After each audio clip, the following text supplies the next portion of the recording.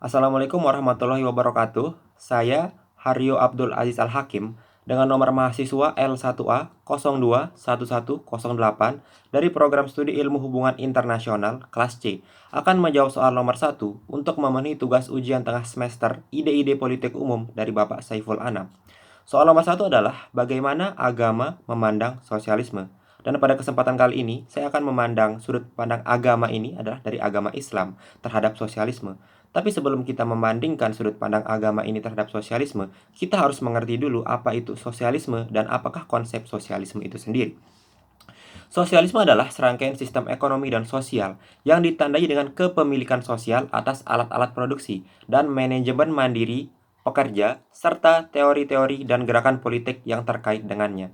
Ada banyak varian sosialisme, dan tidak ada definisi tunggal mengenai sosialisme. Yang pasti adalah sosialis itu merujuk kepada orang yang menganut paham sosialisme. Sosialisme secara ringkasnya adalah paham yang mengutamakan unsur-unsur kebersamaan di dalam masyarakat. Sosialisme juga dilukiskan sebagai paham yang meminimalisasi atau bahkan tidak mengenal kepemilikan pribadi. Yang terakhir ini bisa disebut sebagai sosialisme radikal, karena pernyataan yang terakhir ini bisa juga menyebabkan ke tahap selanjutnya, yaitu komunisme. Selanjutnya adalah bagaimana Islam ini memandang sosialisme. Kali ini saya akan mengambil sudut pandang dari zaman Rasul, karena pada zaman Rasulullah ini dunia Islam ini sedang berkembang menjadi sebuah ideologi yang besar dan agama yang berpengaruh di dunia. Jika kita berkaca dari zaman Rasulullah, saat itu Rasulullah punya teman yang bernama Abu Dzar Al-Ghifari. Abu Dzar Al-Ghifari merupakan salah satu sahabat Nabi Muhammad SAW. Dan ini keabsahannya bisa dibuktikan karena ada dua ulama, yaitu Muhammad Sarkawi dan Sami Ayat Hana, yang menafsirkan hal tersebut. Sebagai penggagas awal sosialisme Islam, Abu Dzar Al-Ghifari ini tidak setuju dengan akumulasi kekayaan oleh kelas penguasa selama kekhalifahan Utsman bin Affan dan menuntut adanya retribusi ekonomi. Akhirnya, tuntutan tersebut dipenuhi saat masa kepemimpinan Khalifah Abu Bakar. Khalifah Abu Bakar mengenalkan suatu program, yaitu penjaminan standar minimum pendapatan dengan memberikan setiap laki-laki, wanita, dan anak-anak 10 dirham setiap tahunnya.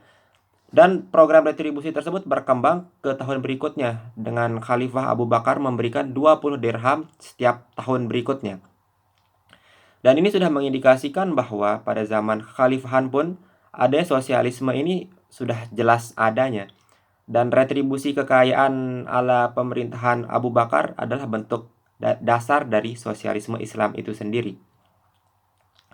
Dan setelah zaman kekhalifahan ini, kita bergeser ke zaman revolusi Rusia. Di zaman revolusi Rusia pun telah terjadi perkembangan sosialisme Islam dengan eksperimen komunisme Islam pertama didirikan selama revolusi Rusia 1917 yang disebut sebagai Gerakan YC. Gerakan YC adalah sekelompok orang-orang Islam pendukung awal pemerintahan Soviet.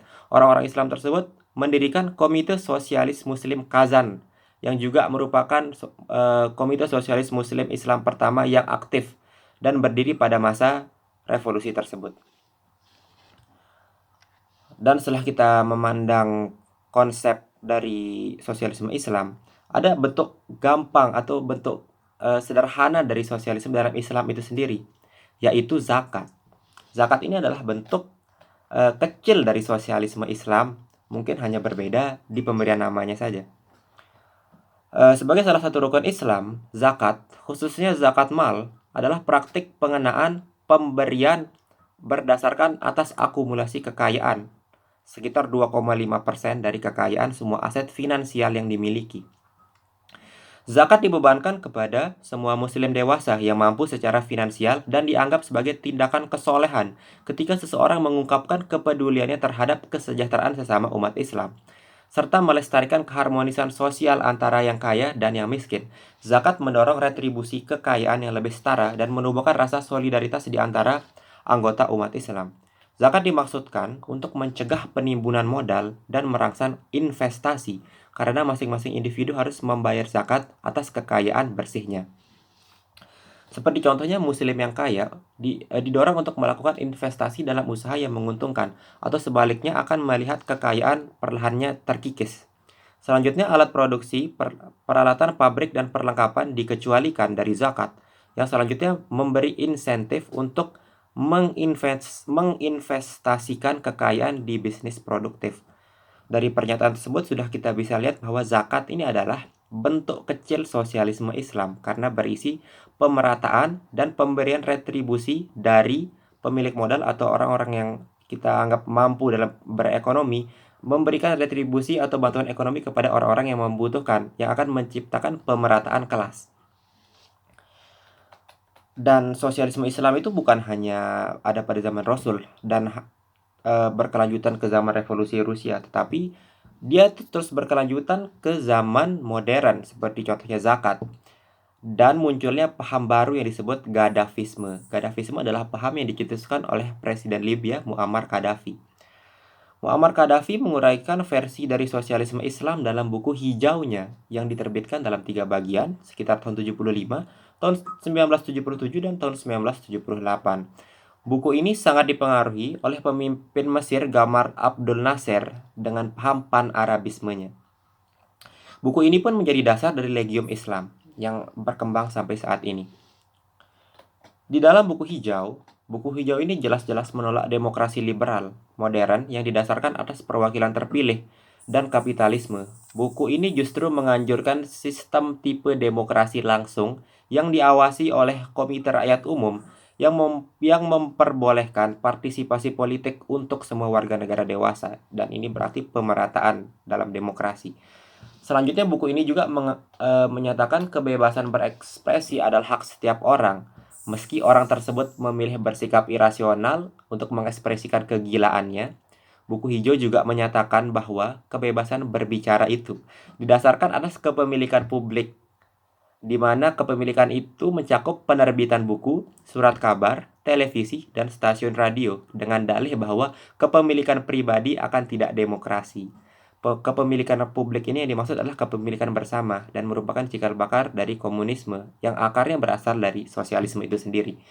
Dan kita bisa melihat di sini bahwa dalam sosialisme Islam modern pun Gaddafi masih mengatakan bahwa kepemilikan bersama itu adalah hal yang harus dilakukan untuk menciptakan masyarakat tanpa kelas dan menciptakan kemakmuran di masyarakat Libya dalam menurut buku hijau Gaddafi. Dan sebuah paragraf di buku ini tentang penghapusan uang juga serupa dengan paragraf yang ada dalam tulisan Friedrich Engels, yang yaitu adalah Principle of Communism. Gaddafi ini menulis, langkah terakhir adalah ketika masyarakat sosialis baru mencapai tahap ketika profit dan uang itu menghilang. Hal ini dilaksanakan melalui perubahan masyarakat menjadi masyarakat produktif sepenuhnya dan melalui level produksi. Ketika kebutuhan material anggota masyarakat terpenuhi, dan pada tahap inilah yang disebut tahap akhir. Profit secara otomatis akan menghilang dan tidak lagi membutuhkan uang. Ini yang disebut sebagai masyarakat sosialisme Islam ideal oleh Gaddafi.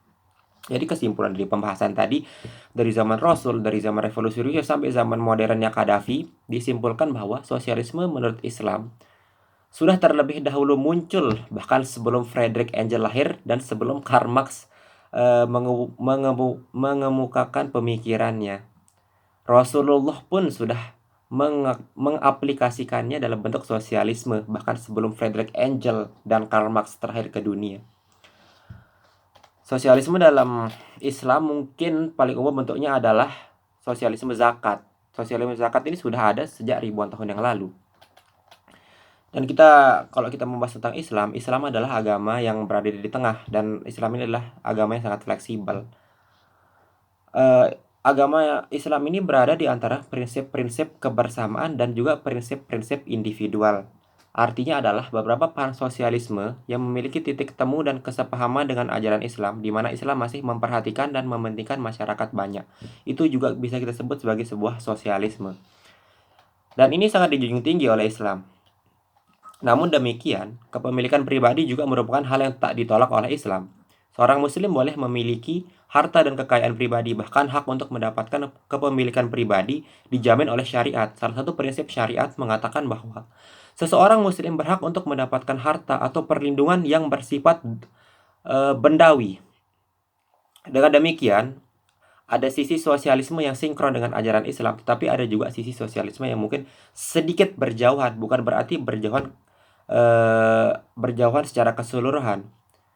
Karena kepemilikan pribadi dalam sosialisme masih sedikit dilonggarkan, bukan dalam komunisme yang sangat ketat. Ya mungkin itu adalah pembahasan saya tentang soal nomor 1. Terima kasih. Jika ada salah kata dan kekurangan mohon dimanfaatkan,